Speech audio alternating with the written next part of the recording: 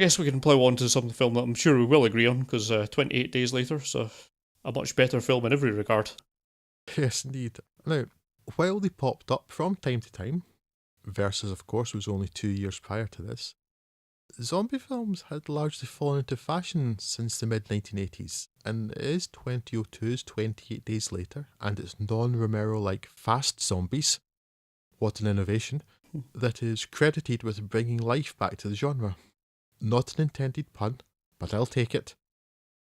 Animal rights activists break into a Cambridge laboratory where research is being done on controlling violence by first infecting chimpanzees with a virulent and massively contagious rage virus. Released from its cage, an infected chimp attacks a human, and the infection is soon spreading out of control. 28 days later, Cillian Murphy's Jim wakes up from a coma to find himself in an abandoned hospital, in an abandoned London, in an abandoned Great Britain, and nearly immediately becomes zombie lunch, but for the intervention of Naomi Harris's Zoe. The pair then meet up with Brendan Gleeson's Frank and his daughter Hannah, Megan Burns, and they're attracted by a radio call offering salvation, so they head north to Manchester, where they discover that Christopher Eccleston's army unit isn't all that they'd hoped for, because once again, the big enemy is other humans. Yeah, what to say, this is perhaps a film that many people listening to this will be more familiar with, being more recent too. Written by Alex Garland, directed by Danny Boyle, so quality team behind the camera. Quality acting in front of it as well. Perhaps the first time I recall seeing Cillian Murphy. Mm-hmm. Naomi Harris has also obviously gone on to do a lot of other good things. Brendan Gleeson, typically great. Although weird to hear him not in his natural accent, and weird to hear Cillian Murphy with his.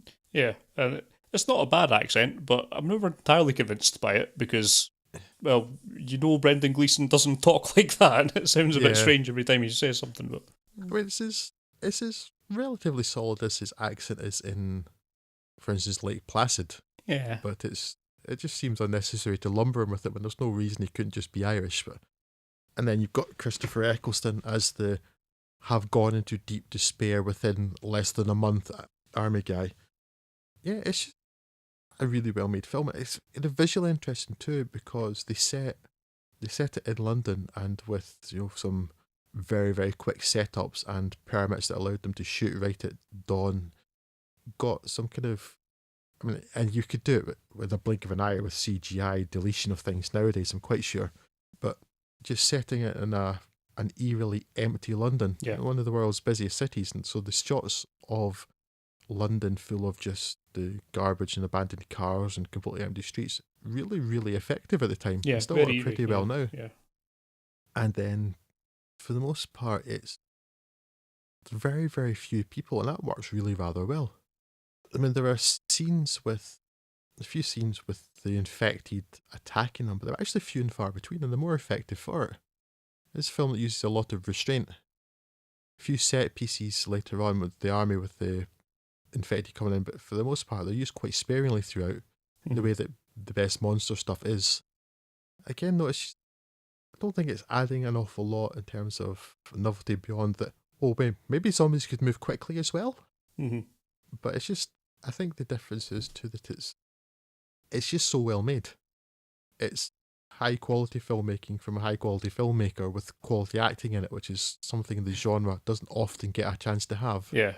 It's probably the best made of any of the films we'll talk about today, and it's certainly the most artfully made one. It's one of the few ones where you look at some of the shots and go, that's actually quite pretty. Some really nice use of shade and light towards the end of it. Yeah, it's just really very, very competently executed in a way that a lot of the other ones that we've spoken about perhaps aren't. And yeah, as you say, having such a talented cast both in front of and behind of the character really does elevate it. The actual script itself, if you analyse it, is probably just the greatest hits of Romero's trilogy sort of condensed into the one film, from the bits of Siege, bits of going through them all, bits of the army's people going insane. It's all perhaps a bit familiar when we watch them so close to each other, but it's just really, really well told. And yeah, I would say it's probably the most enjoyable film of this lot, for me at least. Oh, sure, I like it a lot. Whether it's the most enjoyable, I don't know, because again, the film we're going to come to next, I think, is perhaps the most enjoyable for me because it's perhaps one of the most different. Radically different, yeah. And I really kind of like what they're doing there. But again, maybe that's just familiarity too. But yeah, it's just a really effective film that is somewhat spoiled by its sequel, which I can't remember, which I know I've seen, but I just it evaporated entirely from my memory. It's got Begbie in it, and other than that, don't know. Yeah, I'm only going to mention it briefly. Just that I watched it because we were doing this, and I thought, oh, I'll see what happened in the sequel. Because again, I didn't have a strong memory of it, bits and pieces. And the idea in the sequel is that 28 weeks later, the last infected person has died, so the US Army has come in to help get Britain back on its feet, which it's doing by having a couple of buildings full of people, which is the same as resurrecting a country, but again, budget maybe. I'm just expecting too much. But then you've got Begbie's children were in Spain, and they come back to meet up with him. He becomes infected, becomes a zombie, and for all the army talking about their incredible security measures, the really, really terrible security measures that they haven't actually implemented at all, everybody turns into a zombie and dies, because that's what happens in these films, except for it's really, really stupid because despite running away from where the infection broke out, despite driving through part of London, despite going through subway tunnels and running across fields and parks, Begbie zombie just keeps turning up. Like he's the nemesis from Resident Evil or something, you know?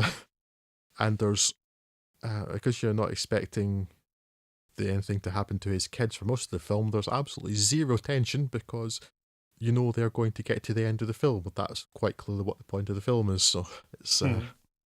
And others films too that if you stop and think about at all, none of it makes sense. It's like, why are they doing these things? No. Yes. All of which is to say, watch 28 Days Later. It's a really, really, really well-made film. It's one of the best examples of the genre.